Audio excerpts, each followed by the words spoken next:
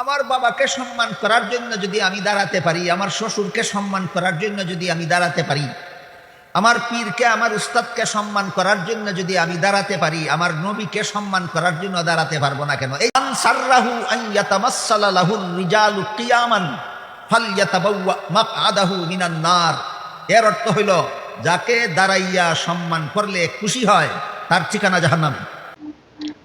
আসসালামু আলাইকুম ওয়া রাহমাতুল্লাহ।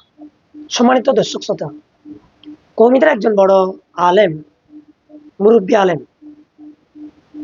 আজকে ওনার একটা এলমের খিয়ানতি বিষয়ে আলোচনা করব। তিনি অনেক জায়গায় বলেছেন গলা পাটিয়ে যে মিলাদ কিয়াম করা এটা নাকি বেদাত, শিরিক। কেন? উনি রাসূলুল্লাহর একটা হাদিস কুট করে বলতে চাই, যেটা মেশকাত শরীফের 403 নম্বর পৃষ্ঠা। হাদিসটা হচ্ছে এই: আন মুআবিয়া রাদিয়াল্লাহু তাআলা কল ক্বালা রাসূলুল্লাহ সাল্লাল্লাহু আলাইহি ওয়াসাল্লাম মান সাররাহু আন ইয়াতামাসসালা লাহু রিজাল কিয়ামান ফালিয়াতাবাওয়া মাকআদাহু মিনান নার। তিনি বলছেন, মানুষকে খুশি করার জন্য দাঁড়ালে, নবীকে খুশি করার জন্য দাঁড়ালে এটা শিরিক হবে, জাহান্নামে তার ঠিকানা হবে। নাউজুবিল্লাহ। উনি হাদিসের কত অপব্যাখ্যা করেছেন দেখুন। এখানে রাসূলুল্লাহ বলেছেন মান সাররাহু আন ইয়াতামাসসালা লাহু লাহু রিজাল কিয়ামান, যে কোনো একজন মানুষ মূর্তির মতো দাঁড়িয়ে আছে, তমসিল বলা হয়। কোনো একজন মানুষ মূর্তির মতো দাঁড়িয়ে আছে, তিনি অন্য মানুষ থেকে তাজিম চাচ্ছেন, সাহায্য চাচ্ছেন অহংকার বশত। কেউ যদি এরকম করে, তখন তার সম্মানে কেউ যদি দাঁড়ায়, তখন রাসূলুল্লাহ বলেছেন ফালিয়াতাবাওয়া মাকআদাহু মিনান নার। 6 নম্বর এবং 7 নম্বর হাসিয়ার মধ্যে 403 নম্বর পৃষ্ঠায় এই কথাটাই চমৎকার করে হাসিয়াওয়ালা বলেছেন। উনি আরেকটা হাদিস পেশ করেন, সেটা হচ্ছে লা তাকুমু কামা ইয়াকুমুল আজিম ইউআজিমু বাদুহা বাদান। আবু দাউদ শরীফের হাদিস। বলছেন, তোমরা আজমিদের মতো সম্মান করিও না। এখন আজমিরা কিরকম সম্মান করে? তারা মূর্তি যেরকম পূজা করতো সেভাবে তাজিম করতো। এখন রাসূলুল্লাহ বলছেন, তোমরা ওই ধরনের তাজিমকে তোমরা করিও না। কেন? এটা তো তসবিহ হয়ে যাচ্ছে কাফেরদের মূর্তি পূজার মতো। সুতরাং এটাকে রাসূল পাক কম্পেয়ার করে বলেছেন ওই রকম করিও না। তার মানে এরকম না হলে, আদমিরা যেভাবে দাঁড়ায় মূর্তি পূজার মতো, সেভাবে না হলে তোমরা তাজিম করতে পারবে। দেখুন মেশকাত শরীফের হাদিস, বাবুল কিয়ামের হাদিস। এবার আমি আপনাদেরকে একটা হাদিস কোট করতে চাই, যেটা মেশকাত শরীফের একই বাবুল কিয়াম 403 নম্বর পৃষ্ঠায় একদম আল ফাসলুল আউয়াল প্রথম হাদিস।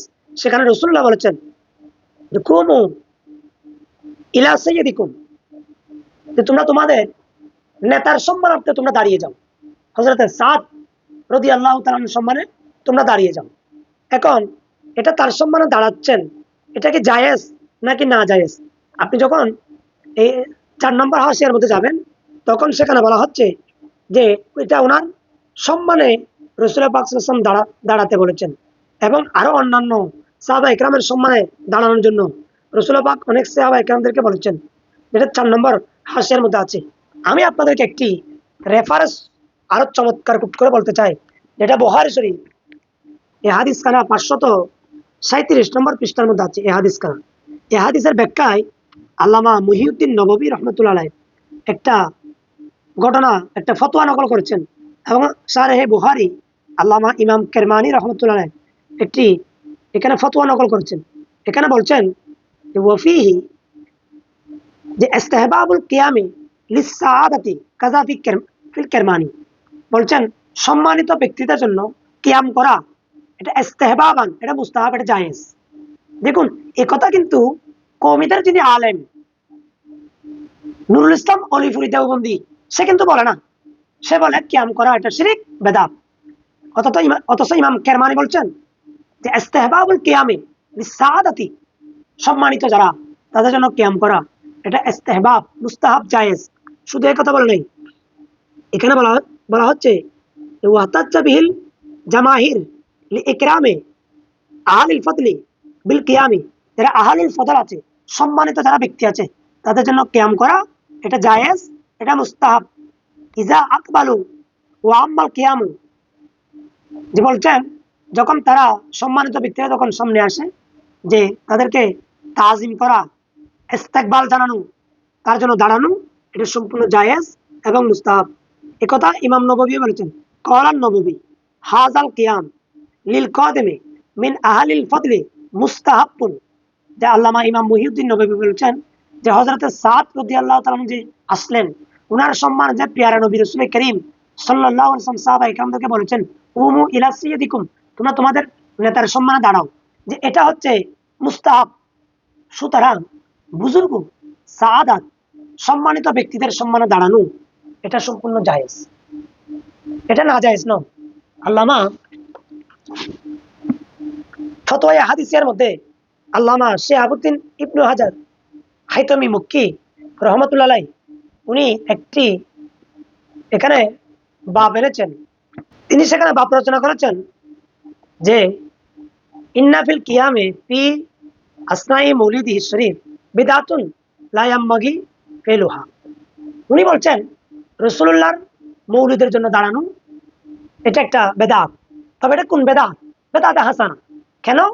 দেখেন উনি কি বলছেন, নজিরুন যালিকা ফেলুন কাসিরুন ইনদা যিকরি মৌলিদিহি সাল্লাল্লাহু আলাইহি ওয়াসাল্লাম, যে এরকম অনেক নজির আছে যে রাসূল পাক সাল্লাল্লাহু আলাইহি ওয়াসাল্লামের জিকিরের জন্য দাঁড়ায়।